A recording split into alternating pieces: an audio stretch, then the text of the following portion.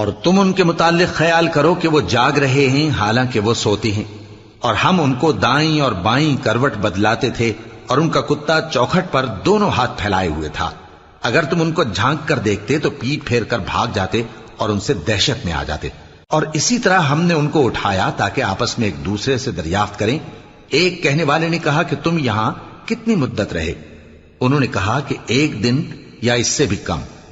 انہوں نے کہا کہ جتنی مدت تم رہے ہو تمہارا پروردگار ہی اس کو خوب جانتا ہے، تو اپنے میں سے کسی کو یہ روپیہ دے کر شہر بھیجو، وہ دیکھے کہ نفیس کھانا کون سا ہے تو اس میں سے کھانا لے آئے، اور احتیاط سے آئے جائے اور تمہارا حال کسی کو نہ بتائے۔